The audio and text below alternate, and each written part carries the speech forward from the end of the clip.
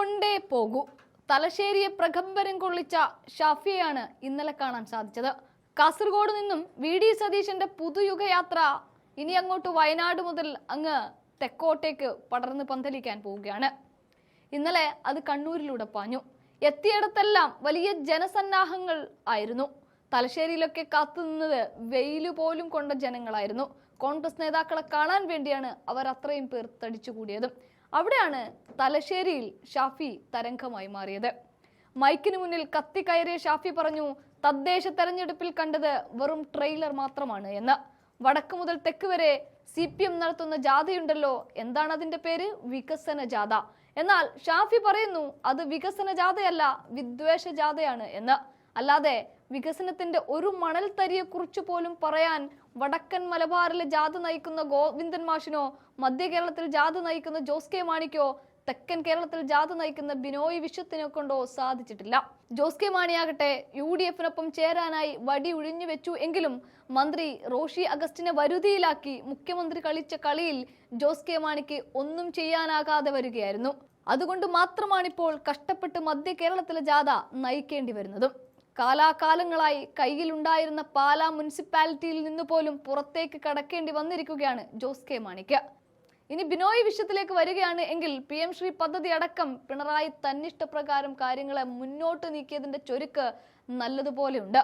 ഒരു വേള പരസ്യ പ്രസ്താവനയിലേക്ക് പോലും തിരിഞ്ഞ CPI-യെ നമ്മൾ കണ്ടതുമാണ്. അവിടെയാണ് PM ശ്രീ നടപ്പിലാക്കില്ല എന്ന് പിണറായിക്ക് തല കുനിച്ച് സമ്മതിക്കേണ്ടി വന്നതും. ഇനി സാക്ഷാൽ പാർട്ടി സെക്രട്ടറി ഗോവിന്ദൻ മാഷിലേക്ക് പോയാലോ? വടക്കൻ മലബാറിലെ CPM-ന്റെ കോട്ട കൊത്തളങ്ങളിൽ പോലും നേതൃത്വത്തെ തിരുത്തണമെന്നാണ് പറയുന്നത്. കുഞ്ഞികൃഷ്ണന് കിട്ടിയ ജനസ്വീകാര്യത ഇന്നത്തെ CPM നേതൃത്വം ഒന്നിനും പോരാ എന്നതിന്റെ ഉത്തമ ഉദാഹരണവുമാണ്. അവിടേക്കാണ്, അതേ കണ്ണൂരിലേക്കാണ് ഷാഫിയെയും കൂട്ടി തന്റെ തേര് തെളിച്ച് V.D. സതീശൻ എത്തിയത്. അവിടെ കൊടുങ്കാറ്റായി മാറുകയായിരുന്നു ഷാഫി. ആ രംഗങ്ങൾ നമുക്കൊന്ന് കാണാം.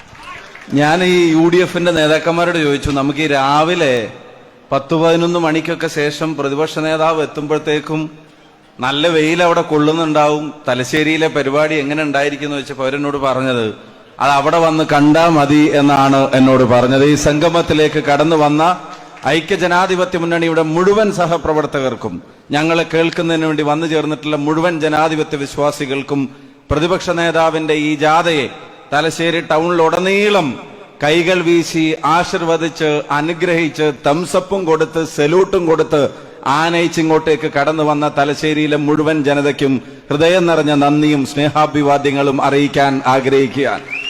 പ്രതിപക്ഷ നേതാവ് എന്നോട് പറഞ്ഞു, കുഞ്ഞാലൂർ സാഹിബിന്റെ പ്രസംഗത്തിൽ 1-2 വരി, ആ 2 വരി കൊണ്ട് ഈ ജാഥ എന്തിനാണെന്നുള്ളത് അവർക്ക് മനസ്സിലാവും. കണ്ടറിയാത്തവൻ കൊണ്ടറിയുമെന്ന് പറഞ്ഞത് 26-ൽ അത് യാഥാർത്ഥ്യമാകാൻ പോകുന്നു. 25-ൽ അതിന്റെ ട്രെയിലർ നമ്മൾ കണ്ടു. CPM വിചാരിക്കുന്ന പഞ്ചായത്ത് തെരഞ്ഞെടുപ്പ് പടമായിരുന്നു എന്നുള്ളത്. പഞ്ചായത്ത് തെരഞ്ഞെടുപ്പ് പടമല്ല, മെയിൻ പടം വരാനിരിക്കുന്നേ ഉള്ളൂ. പഞ്ചായത്ത് തെരഞ്ഞെടുപ്പ് ഒരു ട്രെയിലറായിരുന്നു എന്നുള്ളത് നിയമസഭാ തെരഞ്ഞെടുപ്പ് വരുമ്പോൾ നിങ്ങൾക്ക് ബോധ്യപ്പെടും. ഞാൻ ദീർഘമായി കടന്നു പോകുന്നില്ല. ബഹുമാന്യരായ നേതാക്കന്മാർ, UDF കൺവീനർ ഉൾപ്പെടെയുള്ള ആളുകൾ ഈ വേദിയിൽ നമ്മളോടൊപ്പമുണ്ട്. പാനൂരിലെ മീറ്റിംഗും ഏകദേശം 10 മണിക്ക് ഇതിനോടൊപ്പം തന്നെ ആരംഭിച്ചതാണ്. സമയം 12ആയി, നട്ടുച്ച വെയിലാണ്. ഇവിടെ നിങ്ങൾ എല്ലാവരും തടിച്ചുകൂടി നിൽക്കുന്നത് പോലെ അവിടെയും ആയിരക്കണക്കിന് ആളുകൾ നിൽക്കുന്നു. ഞാൻ ഒരു കാര്യം മാത്രം പറയാൻ ആഗ്രഹിക്കുന്നു. ഈ ജാഥ എന്തിനു വേണ്ടിയാണ് എന്നുള്ളത് ഇന്ന് കാലത്ത് ഒരിക്കൽ കൂടി ബോധ്യപ്പെട്ട കുറച്ച് മണിക്കൂറുകളാണ് കടന്നുപോയത്. ഞങ്ങൾ ഇന്ന് കാലത്ത് തലശ്ശേരിയിലെ ഗസ്റ്റ് ഹൗസിലുണ്ടായിരുന്നു. തലശ്ശേരിയിൽ 100 കണക്കിന് ആളുകൾ വന്നു. ആ 100 കണക്കിന് ആളുകൾ വന്ന് അവരവിടെ പറഞ്ഞു വെച്ച വിഷയങ്ങൾ ഓരോന്നും, ഒരു ജനത അനുഭവിക്കുന്ന പ്രയാസങ്ങൾ എന്തൊക്കെയാണ് എന്നുള്ളത് പ്രതിപക്ഷ നേതാവിന്റെ മുമ്പിൽ എഴുതിയും പറഞ്ഞും ആ മണിക്കൂറുകൾ അങ്ങനെയാണ് കടന്നുപോയത്.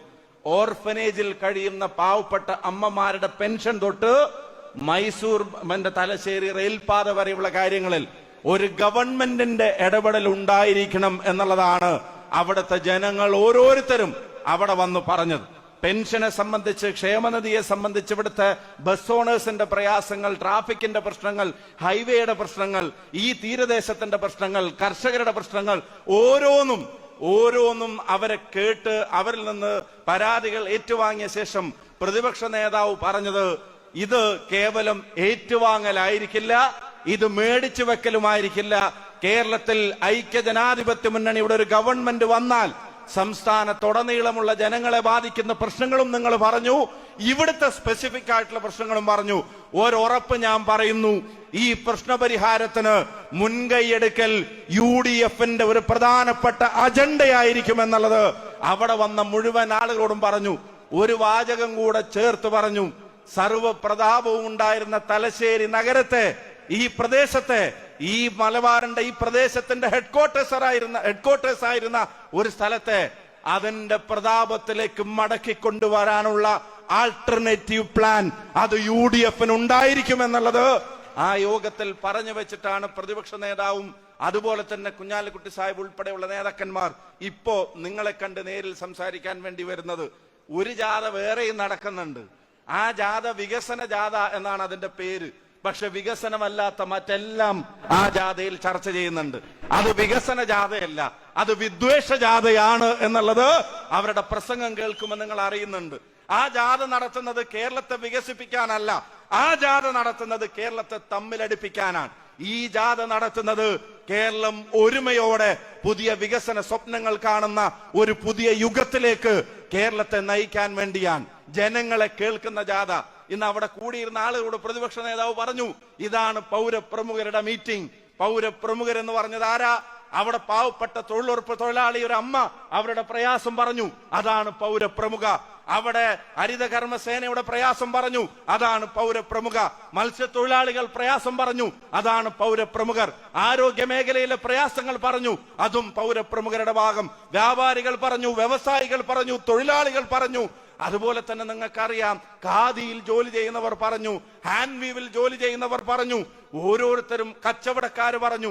ഈ തലശ്ശേരി പട്ടണത്തിന്റെ ഹൃദയത്തിലൂടെ കടന്നു പോകുന്ന 1400 വ്യാപാരികൾ, അവരുടെ പ്രതിനിധികൾ വന്നു. സ്ഥലം സർക്കാരിന്റെ വികസന പ്രവർത്തനങ്ങൾക്ക് കൊടുക്കാൻ തയ്യാറായി വന്നിട്ട് അതിൽ തീരുമാനമാവാതെ വർഷങ്ങൾ കയ്യാലപ്പുറത്തെ തേങ്ങ പോലെ നിൽക്കുന്ന ആളുകൾ, അവരൊക്കെ അവരുടെ പ്രയാസങ്ങൾ, സങ്കടങ്ങൾ, അവരുടെ സങ്കടക്കടല് അതവിടെ വന്ന് കെട്ടഴിച്ചിട്ടുണ്ടെങ്കിൽ പത്രസമ്മേളനത്തിൽ പറഞ്ഞതുപോലെ ഒരു സർക്കാരില്ലായ്മക്കെതിരായി കേരളം നടത്തുന്ന മുന്നേറ്റം കൂടിയാണ് ഈ പുതുയുഗയാത്ര. ഇത് കോൺഗ്രസിന് വേണ്ടിയോ ലീഗിന് വേണ്ടിയോ UDFന് വേണ്ടിയോ നടത്തുന്ന ജാഥയല്ല. ഇത് കേരളത്തെ വീണ്ടെടുക്കാൻ ഈ നാട്ടിലെ ജനതയുടെ അനുഗ്രഹത്തോടെ നടക്കുന്ന യാത്രയാണ് എന്ന് മാത്രം സൂചിപ്പിക്കാൻ ആഗ്രഹിക്കുന്നു. ഞാൻ പ്രസംഗം ദീർഘിപ്പിക്കുന്നില്ല. ഒരൊറ്റ കാര്യം മാത്രം പറയുന്നു, ഒരേ ഒരു കാര്യം. എന്നെ കേൾക്കുന്ന CPMന്റെ നല്ലവരായ സഹപ്രവർത്തകർ അവരാരെങ്കിലും ഉണ്ടെങ്കിൽ അവരവരുടെ പാർട്ടിയെ കുറിച്ച് ആലോചിക്കട്ടെ. പത്മകുമാർ പാർട്ടിയുടെ ഉള്ളിലും അതുപോലെ തന്നെ കുഞ്ഞികൃഷ്ണൻ പാർട്ടിയുടെ പുറത്തുമാണെങ്കിൽ നിങ്ങളുടെ പാർട്ടിക്ക് എവിടെയാണ് തെറ്റുപറ്റുന്നത് എന്നുള്ളത് നിങ്ങൾ തിരിച്ചറിയട്ടെ. അദ്ദേഹം പറഞ്ഞതുപോലെ പ്രവർത്തകർ നേതൃത്വത്തെ തിരുത്തുന്ന ഒരു തെരഞ്ഞെടുപ്പ് ഇവിടെ വരാൻ പോകുന്നു.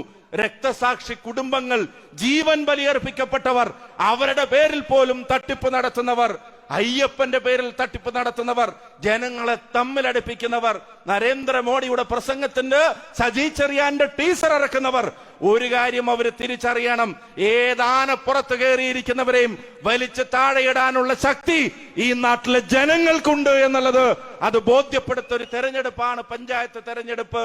പാർട്ടിയെ സ്നേഹിക്കുന്നവരും ഭരണത്തെ സ്നേഹിക്കുന്നവരും എന്ന തലത്തിൽ CPMൽ വിഭാഗീയതയുണ്ട്. പാർട്ടിയെ സ്നേഹിക്കുന്നവരും ഭരണത്തെ മാത്രം സ്നേഹിക്കുന്നവരെ തിരുത്താൻ പാർട്ടിയെ സ്നേഹിക്കുന്നവരുടെ മുമ്പിൽ ഇത്തവണ ബാലറ്റ് മെഷീൻ വന്നാൽ അവരും വോട്ട് ചെയ്യാൻ പോകുന്നത് ഐക്യജനാധിപത്യ മുന്നണിക്കായിരിക്കുമെന്ന് തെളിയിക്കുന്ന ഉജ്ജ്വലമായ യാത്രക്ക് നേതൃത്വം നൽകുന്ന പ്രിയപ്പെട്ട പ്രതിപക്ഷ നേതാവിന് കഴിഞ്ഞ ദിവസം മനോരമയുടെ ന്യൂസ് മേക്കർ, അതും ജനങ്ങൾ കൽപ്പിച്ചു കൊടുത്ത ഒരു പുരസ്കാരമാണ്. ആ ജനപിന്തുണ ഐക്യജനാധിപത്യ മുന്നണിക്കാണ്. അതിനെ അരക്കെട്ടുറപ്പിക്കുന്ന ഈ സംഗമത്തിലേക്ക് കടന്നു വന്ന നിങ്ങൾക്ക് എല്ലാവർക്കും അഭിവാദ്യങ്ങളും പുതുയുഗ യാത്രക്ക് തലശ്ശേരിയുടെ മണ്ണിലേക്ക് ഹാർദമായ സ്വാഗതവും അദ്ദേഹം പറഞ്ഞു. വികസന ആൾട്ടർനേറ്റീവിന്റെ കാര്യത്തിൽ തലശ്ശേരിക്ക് കൃത്യമായ സ്ഥാനം അത് UDF അടയാളപ്പെടുത്തിയിരിക്കുമെന്നുള്ളത് അവിടെ സൂചിപ്പിച്ചതിന് നന്ദിയും അറിയിച്ചുകൊണ്ട് എന്റെ വാക്കുകൾ ഉപസംഹരിക്കുന്നു. നന്ദി.